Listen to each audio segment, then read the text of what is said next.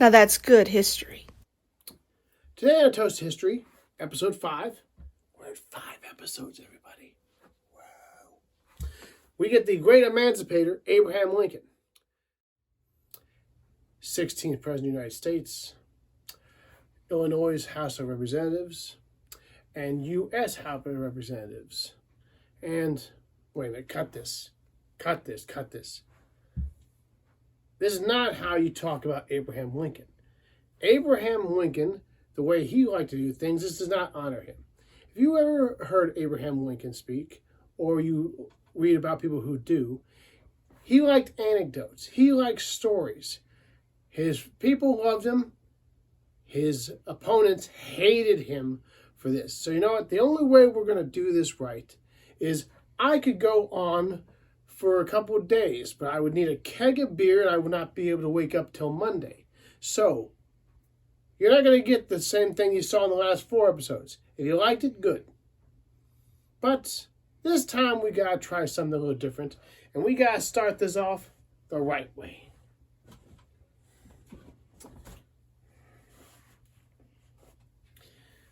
Abraham Lincoln, the great emancipator. You know what, Abe? This is going to be story time with Abe. And most of them we're going to be honest. You ready for this, Abe? Hope to do you justice. Abraham Lincoln was a self-educated man. He maybe had 1 year of schooling. Maybe. That's a big maybe. But his stepmother encouraged reading.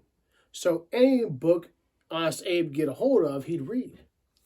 So family, friends, loved ones, if he could get a book, he'd read it. And he carried this through his entire life. If he didn't know the answer, he would search for it. That's one reason why they called him Honest Abe, because they say he searched for the truth. And that's how he lived his life. And this all came down to even more in his presidency. I'm at war now. I know nothing about war. He served in the Black Hawk War for 30 days as a captain. He has very minimal experience. He doesn't know anything about a war. So he goes to the Library of Congress and breaks out every book he can, military strategy, weapons, and basically verses himself trying to learn how to run a campaign during this time period. There's some people who honored him for this. Wow, he really put in the work. Some of his generals thought it was kind of annoying. And we'll talk about that here in a minute. Guy that you see before you was really a pretty tough dude. He's known as the rail splitter. He was known as working odd jobs, working on the railroad, cutting up wood. He actually worked at a general store in his hometown. And his boss reveled about how much hay he could move and feed he could move and some of the things this man would pick up. Now, of course, you always have that one person in town who likes to cause trouble. His small town, there was no difference. And when hearing all these athletic feats that the future president would have, he said, I want to challenge this guy to a wrestling match. And Lincoln, first off, I don't want to get involved. He's Lincoln. Okay. So, but he finally agrees. I agreed to a grappling match. Now, what a grappling match is each side puts a guy in a hole and you try to get out of it. Well, they're going back and forth and no one's a clear winner. It's very back and forth and they're kind of deadlocked about who's the strongest. So this guy, during transition, trips Lincoln. Pretty pissed off Lincoln. And he grabs this guy and lifts him up above his head. Now, of course, all these boys usually have some lackeys hanging around. And these guys come up to subdue Lincoln. Lincoln, okay, I'll take you all on, but one at a time. The guy calls his boys off, says, dude, this guy's cool. Lincoln sets him down. They shake hands. They remain friends for the rest of his life. There's no way to encompass Lincoln without discussing the war. In the middle of Charleston Harbor is Fort Sumter. Now, it is a U.S. fort. The U.S. built it. It's ours. But you cannot build a country and have a fort from a foreign land inside one of your top 3 biggest harbors. You can't have it. So both sides have legitimate. It's our fort. It's our harbor. How can we leave you in our harbor? So Lincoln has his choice. Major Anderson, the guy in charge of the fort, says we're low on provisions. If we don't get provisions here, we are going to have to just surrender. So what Lincoln does, he sends a ship, not a gunboat, a regular unarmed ship with supplies, not guns, food. And the Confederates take the bait. They attack this ship and they start firing on Fort Sumter. So they started. They fired at an unarmed vessel and our fort. There we go. Now, you started this, we're going to finish it. One of the most famous stories of Lincoln is Gettysburg Address. Most you feel that, hey, he rode on the train line to Gettysburg. Ain't true. That's not how it happened. There was a letter sent that we are going to dedicate this Battle of Gettysburg and dedicate this ground. And Lincoln, although his wife said no, his aide said no, you don't have the time. We don't have time for this. I gotta be there. He stays at a house on the square in Gettysburg. It's still there. You can go visit it. I've been there several times. Read the history, been in the building, been in the room that they say he wrote it in. Recommend it. The next day, he sat behind a man, national orator, famous. Spoke 2 hours.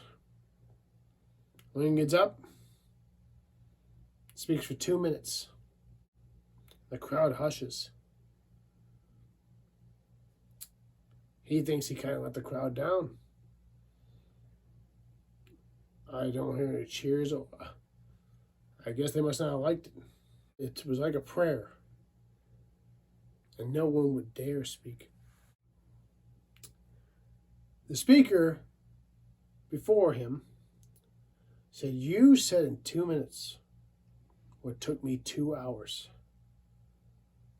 And asked for a signed copy of the speech. There were 3 copies made. Lincoln had one, this guy had the second, and the man who had the house had the third. Another one of my favorites, he gets word via telegraph that the war's over. Lee surrendered. Everybody else hears this. And there's a huge parade of people outside the White House. He comes out on the balcony to address the people. And they're thinking, we're going to get a big victory ball. We won. And he asked the band to play the song Dixie. We need to celebrate, not because we won the war, because our brothers are coming home. Malice toward none, liberty for all. Other Lincoln stories, also going to the Civil War, being the supreme commander, the commander-in-chief, he has general stories. His general stories. First one we have is George P. McClellan. Now McClellan, second in his class at West Point, was the clear pick to be the general in command. But you know how we talked about how Lincoln knew about command based on his reading? Him and McClellan really did not get along. Now McClellan studied at West Point. He, in his opinion, probably wrote the books that Lincoln was reading. Lincoln goes to his home, to talk military strategy and what's going on with the war. An hour later, McClellan shows up, walks to the door, doesn't even look at Lincoln, and goes straight upstairs. Lincoln sits there for another hour, waiting for General McClellan to come down and speak with him. An hour later, his aide comes down and says, "Sorry, the general has gone to bed." Lincoln gets up, grabs his hat, walks out the door. His aide, shocked at this, "He didn't even see you. You're going to let him get away with this?" Lincoln said, "I'd shine the man's boots if he gave me victories." This tells you the man he was. He didn't care how he was going to win. He just wanted to win. George Gordon Meade, another one I liked. It takes place at Gettysburg. George Gordon Meade is roused from his bed. He thinks he's getting fired, but he is bestowed upon him the command of the Army of the Potomac. They meet at a small town called Gettysburg. You might have heard about it. They fight for 3 days, and the North wins. That victory that they needed, he wins. And he does not pursue the South after this victory. He doesn't pursue day 2. He does not pursue day 3. There was a huge rainstorm that clogged up the Potomac and trapped the South on this side. And he doesn't attack. He telegraphs Abraham Lincoln. The enemy has been pushed from our soil. Lincoln, infuriated, throws down the telegraph. When am I going to get a general who knows it's all our soil? And immediately fires George Meade from command, even though he won maybe the most pivotal battle of the entire war. But that leads to the next story, where there's another upcoming guy that you might have heard about. Ulysses Simpson Grant. Unconditional surrender Grant, who is doing great out west. Most people are focused on the East during this time, and most books you're going to read focus on the East. He's winning in the West. U.S. Grant, unconditional surrender Grant. Lincoln's about making him commander-in-chief to replace Meade. And his aides are like, "You don't want this man. He's a drunk. You don't want to put Grant in charge of the entire army." Lincoln looks him straight in the face like, "What does he drink? I'll send a barrel to every one of my generals. The man fights. How can I replace this man?" He calls him to Washington. Grant doesn't know why, but he goes. And he locks himself, him and Grant, nobody else.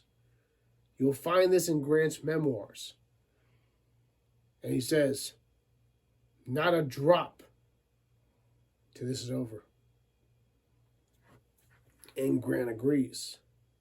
And for all you who are flipping through the Civil War and get to the end, it worked. One of the most somber of the Lincoln stories is how he predicts his own death. He had a dream a few days before he was assassinated. He walked down the main staircase at the White House. He heard mourners and crying. And he walked downstairs into the East Wing. And he said, "Who has died in the White House?" A soldier came up to him, "The president. He was killed by an assassin." He walks over, looks down the casket and sees himself laying there. And he wakes up. 10 days later, that would come true. he would be shot by John Wilkes Booth.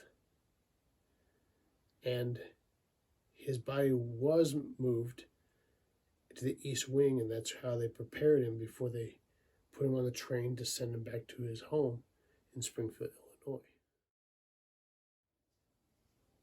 February 12th, 2021, Abraham Lincoln's birthday. The great emancipator. The single man who held this nation together through war and then freed men along the way. What can I say? I had to tell his stories because there was nothing I could add to them. Telling us, Abe, every time you drive from wherever you are to Florida or Texas or South Carolina, you need to thank this man. Because this is the guy who kept it together. Right now, we have red state, blue state. But the reason why we have as many states as we do, this guy. Happy birthday, Mr. President.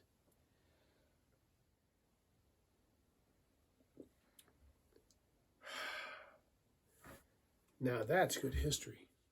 Just a final shout out. I want to give thanks to all you who've been watching. 5 episodes in, all the likes, all the comments, all the loves, all the subscribers. I'm loving this. I just want to give you a little highlight that President's Day is coming. And there might be a little extra something in your inboxes. And I hope you love it. Almost gave it away.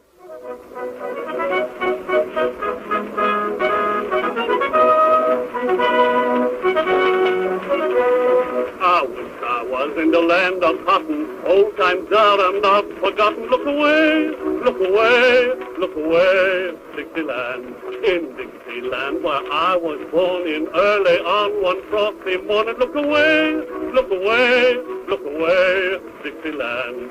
And I wish I was in Dixie. Hooray, hooray.